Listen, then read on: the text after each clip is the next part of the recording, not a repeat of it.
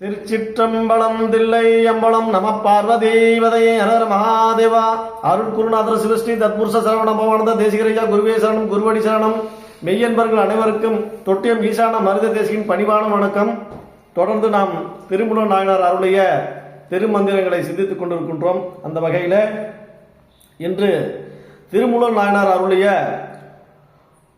யோகத்தில் சமாதி நிலையும் விரும்புவரே சித்தர் அப்படின்ற ஒரு பாடலுக்கு முன்னாலே உருவும் கிளையும் ஒருங்கே இழப்பர் என்ற பாடலை சிந்திக்க இருக்கின்றோம். அதாவது பாட்டை பாருங்க. மறுவும் துவாத சகமார்க்கம் இல்லாதா குருவும் சிவனும் சமயமும் கூடார் பெருவும் திருமகள் வீட்டு இல்லையாகும் உருவும் கிளையும் ஒருங்கு இழப்பாரே. அதாவது மருவும் துவாத சம்மார்க்கம்ங்கிறாரு. என்னன்னா துவாதாச, அதாவது துவாத சாந்த பெருவழியில துவாசாந்த, அதாவது சகசிரார தளத்தில் இருக்கக்கூடிய துவாத சாந்த பெருவழியில பொருந்தும் வழிமுறைகளை அறிந்து கொள்ளாத அறிவில்லாதவர்கள் நல்ல குருவையும் சிவனையும் சைவ சமயத்தையும் அடைய மாட்டார்கள் அப்படிங்கிறார். எப்படின்னா, இந்த குண்டலின் சக்தி இருக்கு இல்லையா, மூலாதாரம், சுவாதிஷ்டானம், மணிப்புரம், அநாகதம், விசுக்தி, ஆக்ஞா, சகசிரார தளம், இப்படி அண்டத்துக்கும் பிண்டத்துக்கும் உள்ள நடுவில் இருக்கக்கூடிய துவாத சார்ந்த பெருவழின்னு ஒன்று இருக்கு. அந்த பெருவழியில தான் சிவபெருமானுடைய திருவடி இருக்கு. அப்போ நாம அதெல்லாம் உணரணும். இது எனக்கு மட்டும் இல்லை, குருநாதர் மட்டும் இல்லை, எல்லா பிறப்பெடுக்கின்ற அத்தனை மானிட பிறவிகள் எடுக்கின்ற அத்தனை பேருக்கும் துவாத சார்ந்த பெருவழி இருக்கு. அனைவருக்குமே 6 ஆதார சக்கரங்கள் இருக்கு. ஒவ்வொரு நிலைகளாக கடந்து கடந்து கடந்து 7வது நிலையாக சகசிரார தளத்துல துவாத சார்ந்த பெருவழியில சிவபெருமானுடைய திருவடி இருக்கு. இதை உணரணுங்கிறார். பாட்டை பாருங்க. மருவும் துவாத சமார்க்கம் இல்லாதார் குருவும் சிவனும் சமயம் கூடா வெறுவும் திருமகள் வீட்டு இல்லையாகும் உருவும் கிளையும் ஒருங்கு இழப்பாரே. அப்படின்னா அதுக்கு அர்த்தம் என்னன்னா, துவாத சாந்த பெருவழியில பொருந்தும் வழிமுறையை அறிந்து கொள்ளாத அறிவில்லாதவர்கள் நல்ல குருவையையும் சிவனையும் சைவ சமயத்தையும் அடைய மாட்டார்கள். மேலும் அவர்களை கண்டு திருமகளும் அஞ்சுவாளாம். அப்போ இந்த லட்சுமி கடாட்சம் இருக்கு இல்லையா, அந்த லட்சுமி கடாட்சமே இருக்காது. நமக்கு லட்சுமி கடாட்சம் வேணும்னா நமக்குள்ள இருக்கக்கூடிய ஆத்ம தத்துவம், இந்த ஆத்ம தத்துவத்தை உணர்ந்து பார்க்கணும். நமக்குள்ள இருக்கிற சக்கர நிலைகளை, நமக்குள்ள என்னென்ன தெய்வ சக்தி உள்ளது அப்படின்னு உணர்ந்து பார்க்கணும். தன்னை தானே உள்முகமாக உணரணும். அதை உணராத அறிவிலிகளை தான் இவர் சுட்டி காட்டுகிறார். அப்படி சைவ சமயத்தையும் அடைய மாட்டார்கள். அவர்களை கண்டு திருமகளும் அஞ்சுவாள், அவர்கள் வீட்டிலே தங்கி இருக்கவும் மாட்டாளுங்கிறார். மேலும் அவர்கள் தங்கள் உருவத்தையும் அவர்களே மறப்பார்களாம், தன்னுடைய சுற்றத்தினரையும் மறப்பார்கள் அப்படின்னு இந்த இடத்த சுட்டி காட்டுகிறார். அடுத்த பாடலில் யோகத்தில் சமாதி நிலையை பற்றி திருமூலர் நமக்கு ஒரு பாடலை கொடுத்திருக்கிறார். அப்படின்னா பாட்டை பாருங்க. யோக சமாதியின் உள்ளே அகலிடம், யோக சமாதியின் உள்ளே உளரொளி, யோக சமாதியின் உள்ளே உளசக்தி, யோக சமாதி உகந்தவரு சித்தரே. அதாவது யோக சமாதியாகிய சகமார்க்கத்தின் உள்ளே விரிந்து பறந்த இந்த உலகமெல்லாம் அடங்குங்கிறார். இப்போ வெளியே தான் உலகம் இருக்கே அப்படின்னு நம்ம நினைச்சுட்டு இருக்கோம். ஆனா யோக நிலையில போகும்போது அந்த உலகத்தையே தனக்குள்ள கற்பனையா கொண்டுட்டு வரலாம். இப்ப பூசலார் நாயனார் என்ன பண்ணாரு, வெளியே இருக்கிற அந்த உலகத்தையும் தனக்குள்ள கற்பனையா யோக நிலையில கொண்டு போய் உலகத்தை தனக்குள் தன் இதயத்திலே கொண்டு வந்தார். அது யோக நிலை. அது போன்ற யோக நிலையத்தான் நமக்கு திருமூலர் சுட்டி காட்டுகிறார். என்னன்னா யோக சமாதியாகிய சகம் மார்க்கத்தின் உள்ளே விரிந்து பறந்த இந்த உலகமெல்லாம் அடங்குங்கிறார், நமக்குள்ளே அடங்குங்கிறார்.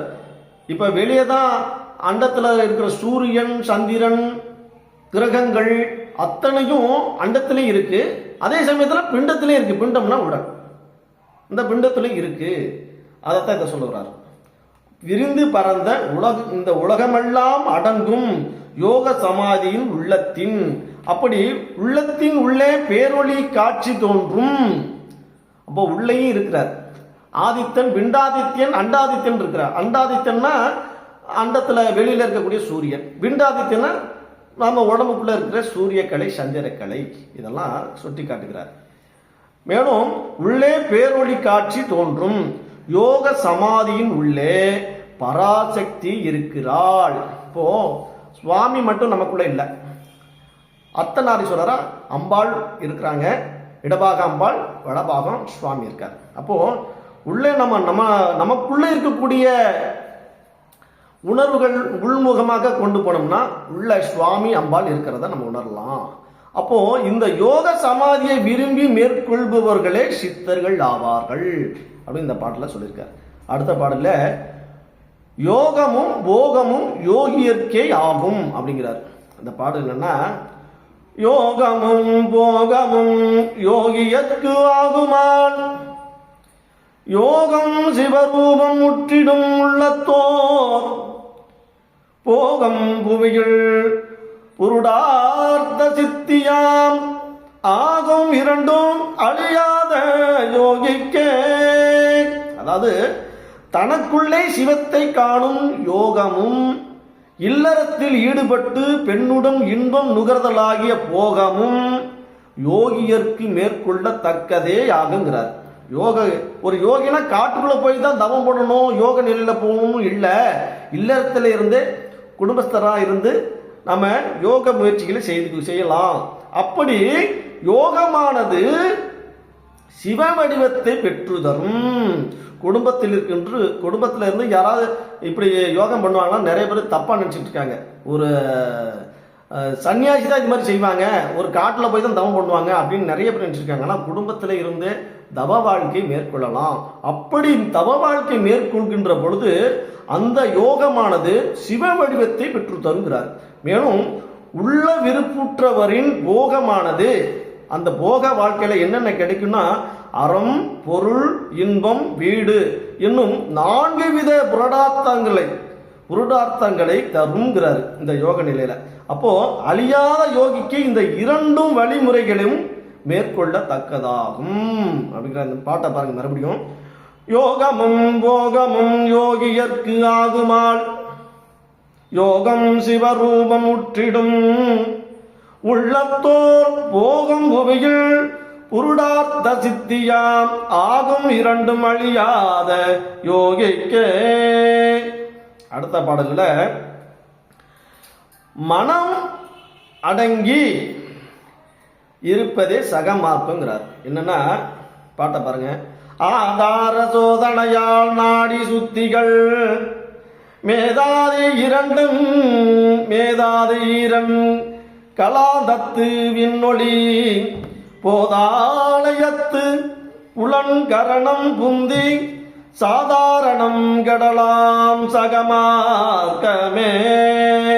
அதாவது இந்த பாடல் என்ன சொல்றேன்னா, 6 ஆதாரங்களின் வழியாக பிராணனை மேலே செலுத்தும் சோதனையிலே நாடிகள் தூய்மையடைந்து மேதை முதலான 16 கலைகளில் கலக்கும் அப்படிங்கிறார். மேலும் அப்போது சிதாகாய பெருவெளியிலே தோன்றும் ஒளியிலே ஒன்றி புலன்கள், பொறிகள், மனம் ஆகியவை தன்னிலே மறந்து தன்வசமாகி அடங்கி இருப்பதே சகமார்க்கம் அப்படிங்கிறார்.